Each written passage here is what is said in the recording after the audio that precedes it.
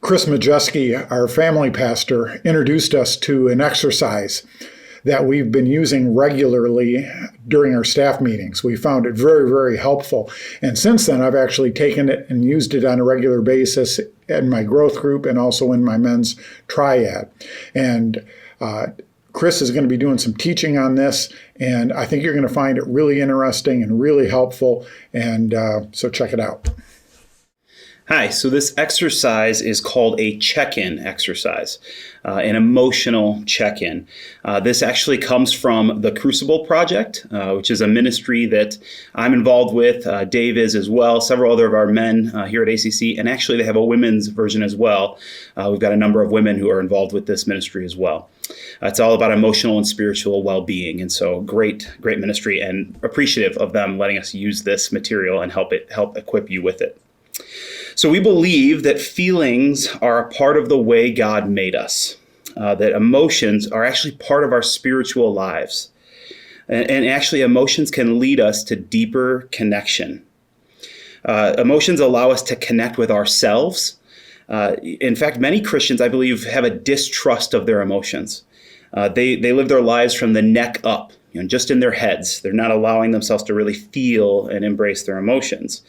In fact, they might even tell themselves what they should feel, to kind of denying what they're actually feeling, overriding their natural God-given compass about their emotions. And when we do that, those emotions don't actually go away. They just kind of sit in our unconscious or subconscious. And when we're unconscious about them, they actually can come out in inappropriate or unhealthy ways. You may have had that experience where you don't understand all of a sudden why you've reacted the way you did, or maybe overreacted or something like that. And so learning to identify and understand your emotions can actually help you to feel more connected to yourself. Another way that it can help us to feel more connected is towards others. As we hear what others are feeling as they share about their emotions, we may remember feeling a similar way, and that may help us to feel more connected to that individual. We may have compassion for what they're going through as we hear what they're talking about. Or maybe we even begin to understand them in a different way because we hear what's going on under the surface. And so sharing emotions can be a way that we can really begin to connect with others on a deeper level. And the third way that it can help us to connect is to connect with God. God desires our authenticity. He already knows everything that's going on in our hearts and minds, and he loves us anyway. And he wants a deeper, more genuine connection with us. He desires us to be more deeply and genuinely connected with him. And so to do that, we need to be honest with our emotions. We need to be honest about what we're feeling and what we're thinking. We have many great examples of this in the Psalms. The Psalms are full of just raw emotion, and King David, again and again, just pouring out his heart to God. And when he does that, he doesn't get a response from God saying that's inappropriate. In fact, we see that he draws near to God through doing that. That through his expression of his emotions, he is closer to God. He has a genuine, authentic connection with him. And so sharing about our emotions, being honest about our emotions with God can be a way that we can have a deeper connection with him. And so really, as we think about emotions, they're really a gift. They're a gift that help us to connect. The Christian therapist and author Dan Allender says, emotions are the language of the soul. They are the cry that gives the heart a voice. Emotions are the language of the soul. They are the cry that gives the heart a voice. So if we want to connect with ourselves and with others and with God in a deeper way, in a heart and soul kind of way, we need to learn to be in touch with our emotions. The second thing that this exercise does is it helps us to retrain unhealthy thinking. Retrain unhealthy thinking. Maybe you grew up in a home where you felt responsible for someone else's emotions. And this is a key concept I want you to understand, is that you're only responsible for your own emotions. You're not responsible for anybody else's emotions. But the inverse is true of that as well, is that you and you alone are responsible for your emotions. So you're not responsible for anybody else's, but you are responsible for your own. And so, as I mentioned, you might have grown up in a home where that wasn't exactly what was learned. That wasn't what was taught. Maybe you grew up hearing things like, "You're making me angry," right? Or "Oh, mommy is so happy because of what you've done," or "You've made mommy so happy," that kind of thing. Now, this is part of English. I mean, it's just kind of naturally the way that we talk. But in those, do you hear subtle messages here that can be received of you're responsible for the other person's anger in that. You're making me angry. They're subtly sending the message that what you have done has caused their anger, and you're responsible for that because you made the choice to do that. Or the sad or happiness. You've made mommy so happy. Well, that builds a child up to say, well, this is a good thing that I'd like to have. And so I want to make sure that I keep mom happy and I do these things. So in a sense, they become responsible for mom's happiness. Now, these aren't necessarily ill-intended. Some situations may have been more dysfunctional than others, but this is just kind of a subtle thing that can happen over time where we begin to think that we're responsible for someone else's emotions. But the truth is, you are responsible for your feelings and no one else. And you are not responsible for the feelings of anyone else. Now, as you begin to get in tune with your emotions and be able to share those with others, what may come up is that there is a conflict that needs to be dealt with, or there is some kind of issue between you and another person. So understanding that you're responsible for your emotions, there may be a conversation that you want to have with that person, but once you've taken responsibility for your own emotions, I believe you'll be able to have a better conversation with that person. So this retraining unhealthy thinking, this taking responsibility for your own emotions. This is a hard thing. It's a hard thing. But you can't control anyone else.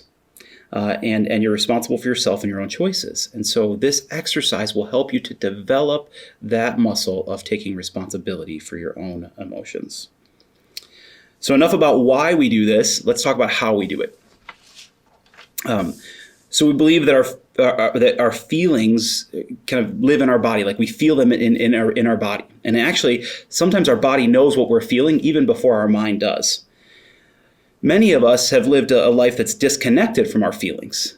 And so we start this check-in exercise by just slowing down, taking some breaths, and just becoming aware of what's going on in our body, just paying attention to it. And beginning to slow down in order to examine our thoughts and our emotions.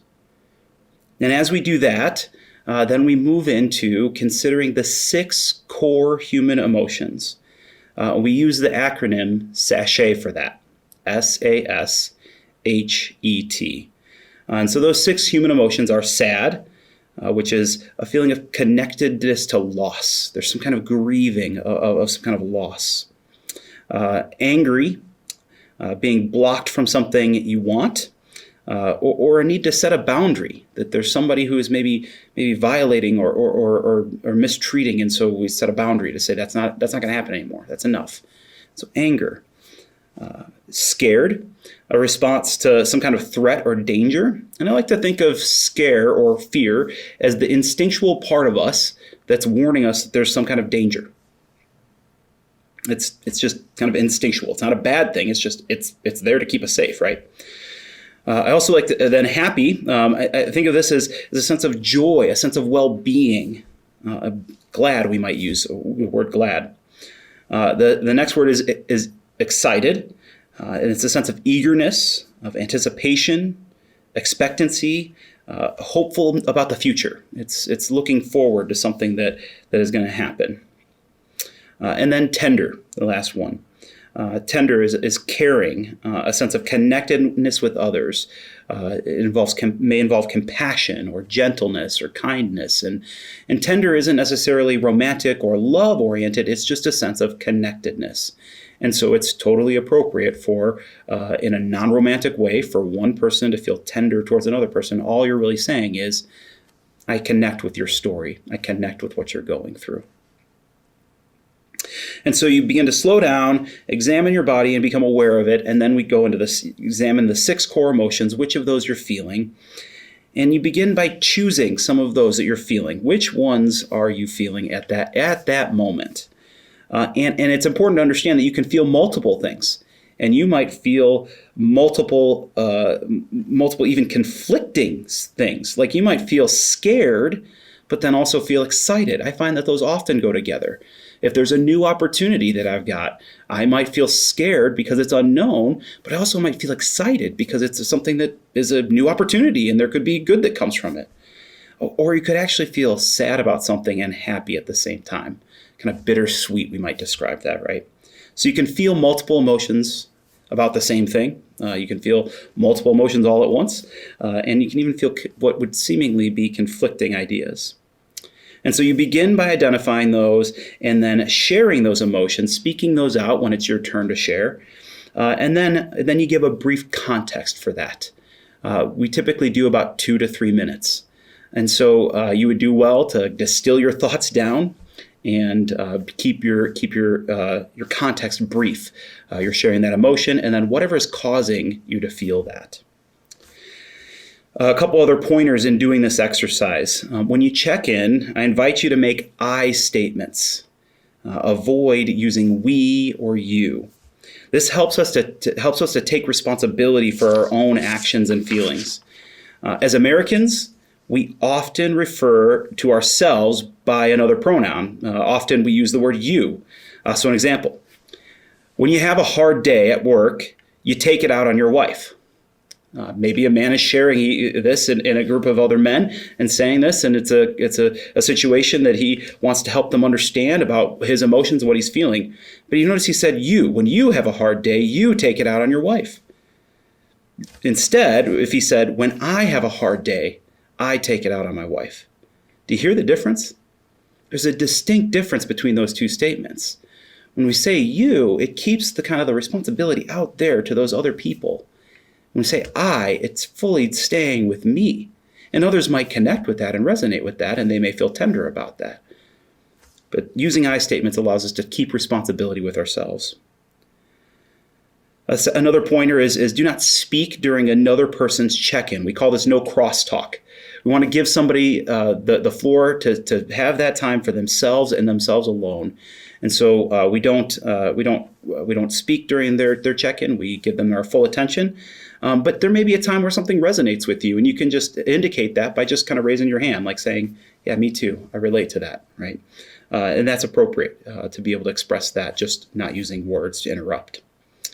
As best you can, let go of judgments about the feelings that you're carrying, about the emotions you're feeling. They're neither good nor bad.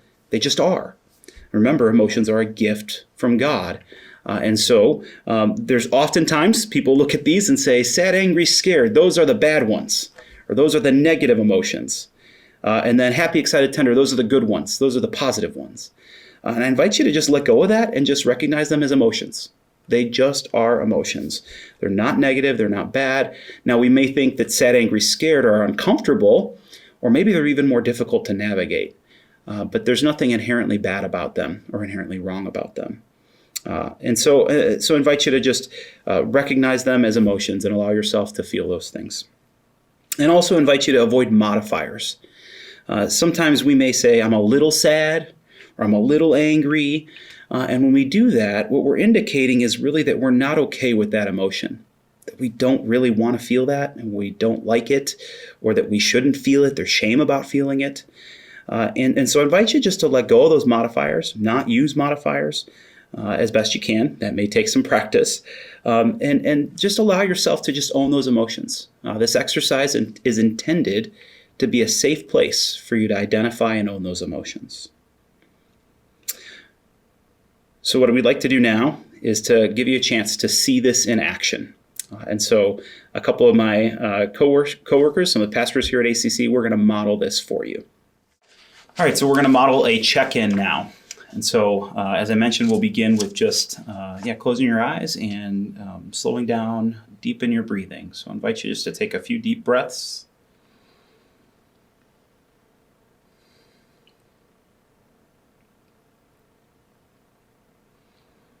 And as you do that, I invite you to scan your body and just notice any sensations you may be feeling.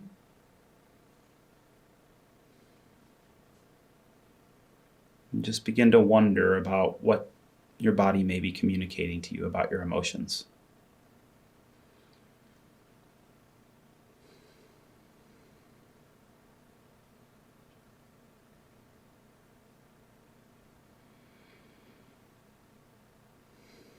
And also invite you to begin to consider what emotions you may be carrying.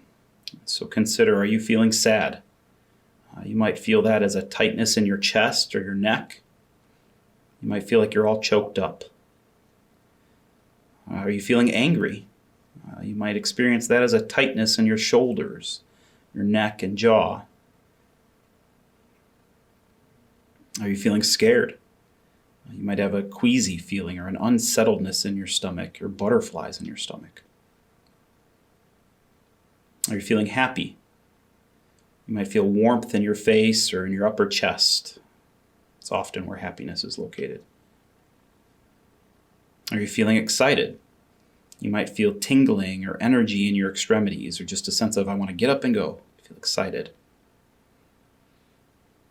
Are you feeling tender?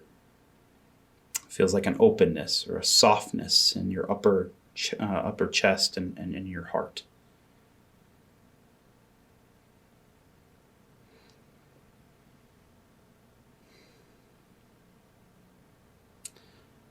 All right, and so we'll begin to check in now. And so Dave will go first. I think I'm checking in happy, excited, and tender. I'm feeling happy because with this change in routine and schedule, I'm spending a lot more time with Karen. And Karen's my best friend, and so we've spent a lot more time together than normal, and I've really enjoyed that. That's made me happy. I'm excited because the response in donations to our food pantry has just been so generous. It's been so great to see. I'm so excited about how God's going to use the ministry of our food pantry in the coming weeks. And I'm also excited just for the opportunity to be able for me to encourage people and, and strengthen people. So that's good. And then tender, I feel tender towards people whose jobs are in jeopardy or have already lost their jobs. And I feel tender towards families that have children, small children in the home, and how difficult this quarantine is for them. I think about that a lot. And so with that, I'm in. So Adam, would you go next? Yeah, I think I've got the full sachet. So all of the emotions, sad that, maybe I don't have a full sachet, maybe just ASHET, but I guess just angry that I'm not being able to do everything that I normally do, angry that that there's injustice and that some people can't get what they need. Also sad about that, sad that I don't get to spend time with people in person. I miss that a lot. But I'm happy and excited that I've been doing our growth group online, and I've been spending time face-to-face online with FaceTime and things like that, and excited for the innovation that's going to come out of doing things differently, as well as tender towards all the people that I've been connected with over the phone and through video conferencing, as well as tender towards the global church, knowing that a lot of guys in my position, guys and girls in my position are struggling with the same things, and it really feels like we're a Big C church community of people that are helping one another through all of these things. So, yeah, I'm in. How about you, Chris? Yeah, I recognize I'm feeling sad, scared, excited, and tender. So sad. Yesterday was a rough day for my kids. They were just really antsy, ready to get outside. They've been in the house for a few days now, and they were having a hard time. And just watching them navigate that and be able to give voice to that. We actually do this check-in exercise with them, and they were able to speak that. And so sad, feeling sad and tender for them and what they're going through, the challenges they're facing with this as well. And then also scared and excited, to be bringing this to our church and to be teaching this. It's this new opportunity, and so to be on camera, I always feel scared when I'm doing that. That's a different dynamic for me. But then also excited to this new opportunity, what this could open up for families and for individuals in our church for deeper connectedness. And so So scared and excited about this opportunity. And then, yeah, just tender, seeing how, as Adam mentioned, different churches supporting people, different churches supporting each other, people supporting people, the response we've had for our food pantry, just seeing a lot of goodness come out of people right now in this hard time, and just feeling tender about that. Makes me feel hopeful for our world, and that God is at work even in the midst of a hard time. Amen. Dan Allender says, emotions are the language of the soul. They are the cry that gives the heart a voice. It's my hope that through doing this exercise, you begin to develop deeper levels of connection with yourself, with others, and with God. And during this time, when we are doing church online due to the coronavirus, we are going to be offering times where we will check in as a church community. And so you'll be receiving an email from me that'll have some details on that. And I want to encourage you through video chatting, to log on and join with us so that we can practice this exercise together and we can be connected in this time of disconnection. Thanks so much, and I hope to see you soon.